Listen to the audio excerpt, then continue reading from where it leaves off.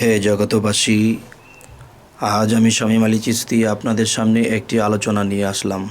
সে আলোচনাটি হলো যে মানুষ গুরু মুর্শিদ ধরে, তো এখন বিষয়টা হলো গুরু কিন্তু আপনাকে গাছ তৈরি করে দেবে না, আর সেই গাছের ফলও আপনাকে দিবে না। তাহলে আপনাকে দিবে কি? আপনাকে দিবে একটা বীজ। সেই বীজটা দিয়ে দিবে আর বলবে যে বাবা, তোমাকে এই বীজ দেওয়া হলো, এই বীজটাকে তুমি এত সুন্দর করে, এত সুন্দর একটা নরম একটা মাটিতে বুনে দিবে। তো দেখা যাবে ওই বীজটি ওখানে যখন রোপণ করা হলো, তখন কি করতে হবে? রোপণ করার পরে যেটা করতে হবে সেটা হলো যে প্রতিদিন সেই জায়গাটাকে আগাছা হইল কিনা, বা পানি দিতে হবে কিনা, বা একটু সার দিতে হবে কিনা, এই জিনিসগুলো দেখে দেখে করতে হবে এবং দিতে হবে। তখন কি হবে? আস্তে আস্তে আস্তে আস্তে সেই বীজ থেকে গেড়া হবে। সেখান থেকে আস্তে আস্তে দেখা যায় যে দোপাতা নিয়ে গাছের চারাটা গজাবে। তখন দেখা যায় দুবরা গাছ বা বিভিন্ন আগাছা এখানে ওটার পাশাপাশি হতে থাকে। তখন কি করতে হবে? সেই আগাছাগুলোকে কেটে কেটে ফেলে দিয়ে তখন সেই জায়গাটা আরেকটু নরম করে ভালো সার দিতে হবে, যত্ন করতে হবে, নিয়মিত পানি দিতে হবে। তখন সে 2 পাতা থেকে 10 পাতা, 10 পাতা থেকে 100 পাতা, 100 পাতা থেকে 500 পাতা, এরকম 1000 পাতায় পরিণত হবে। তখন কি হবে? তখন দেখা যায় আস্তে আস্তে গাছের ফুলের কলিতে আস্তে আস্তে সেই ফুল হবে। ফুল হওয়ার পরে ফল হবে। সেই ফল কিন্তু খাওয়া যাবে না, সেই ফল পাকবে, পরে খাওয়ার উপযোগী হবে। তো এই যে কথাগুলো বললাম, দেখা যায় এই জিনিসগুলো কিন্তু সকলেই জানে এবং বুঝে। কিন্তু আজ আমি কেন বললাম যে যার যার মুর্শিদ তাকে বীজ মন্ত্র দিয়ে দিবেন, যে কানের গোড়ায় বলে দেবে যে বাবা, তুমি এই নামটা সর্বদা জপনা করবা। এটাই হলো বীজ মন্ত্র। আর এর পাশাপাশি আগাছা কি? যে মানুষের মধ্যে 6টা রিপু, কাম, ক্রোধ, লোভ, মোহ, মায়া, এগুলো হলো আগাছা। এই আগাছাগুলো কি করে? একজন মানুষকে কুপথে চালিত করে। তখন কি করতে হবে? সেই 2 পাতা নিয়ে যখন গাছটি ওঠে, এর পাশাপাশি যদি আগাছাগুলো বড় হয়, তখন দেখা যায় আগাছায় মেতে যাবে কিন্তু গাছটার তলে পড়ে যাবে। যে গাছটি আশা করে বোনা হলো, সেই গাছটি কিন্তু সেই আগাছার তলে পড়ে গেলে সে হয়তো জীবনে আর বড় হতে পারবে না। তাই মানুষ যখন কাম, ক্রোধ, লোভ, মোহ, মায়া, মাৎসর্য, এই আগাছাগুলো যখন মানুষকে ধরে বসে, তখন নারীর টানে পড়ে যায়, বা দুনিয়াতে কোনো সম্পদের লোভে পড়ে যায়, বিভিন্ন খারাপে লিপ্ত হয়ে যায়, তখনই তাকে আগাছায় ঘিরে ফেলে।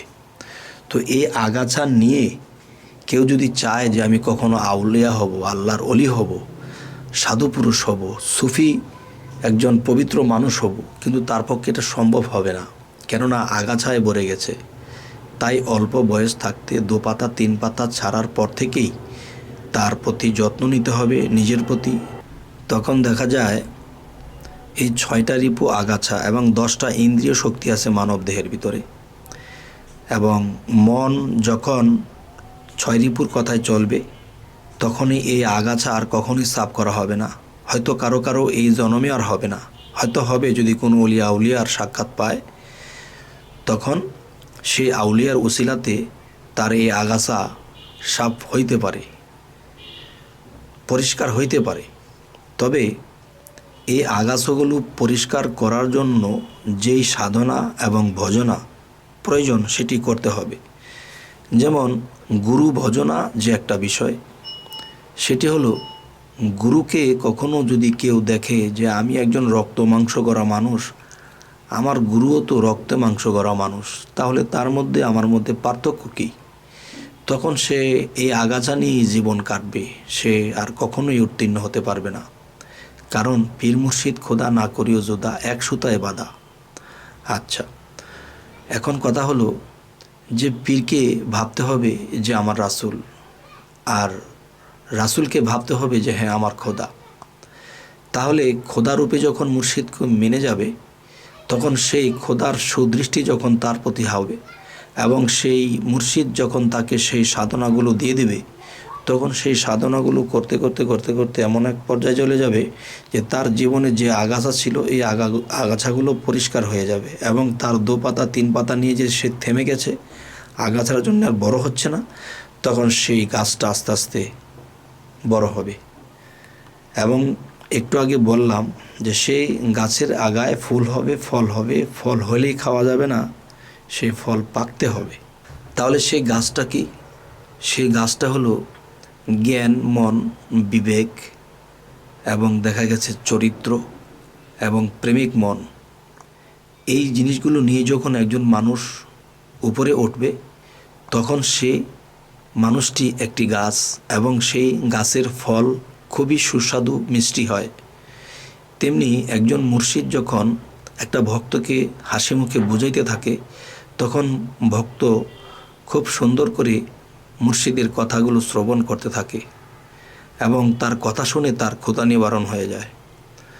তো এখন যে কথাটি বলতে চাচ্ছি, মুর্শিদ যখন যে সাধনাগুলো ভক্তকে দিয়ে দেওয়া হবে, তখন সেই সাধনাগুলো যখন ভক্ত করতে থাকবে, তখন দেখা যায় আস্তে আস্তে তখন তার জ্ঞানের গাছে সেই ফল ধরবে, সেই নম্রতার গাছে একটি ফল ধরবে।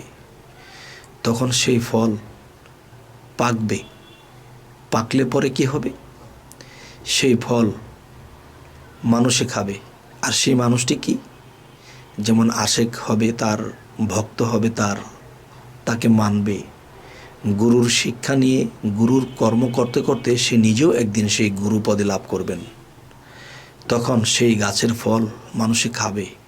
কিছু কিছু গাছ আছে ফলের ঘ্রাণটা অনেক দূর থেকে পাওয়া যায়, যে গাছের মধ্যে পাকা ফল অনেক দূর থেকেই এই ফলের ঘ্রাণটা পাওয়া যায়।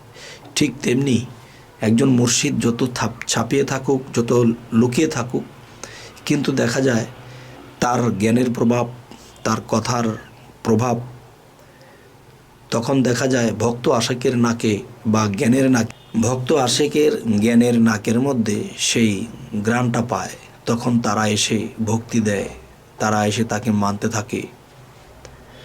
তো আজকের যে আলোচনাটি, যে আমরা শুধু গুরু মুর্শিদ ধরলেই হবে না, আমাদের এরকম চরিত্র, এরকম যদি আমরা হতে পারি, আর গুরু মুর্শিদ যেই সাধনাটি দিয়ে দিবেন এবং যেই বীজমন্ত্র দিয়ে দিলেন, সেগুলো যদি আমরা ঠিকঠাক মতো করতে পারি, তো ইনশাল্লাহ আমাদের এই মানব জীবন ধন্য হয়ে যাবে।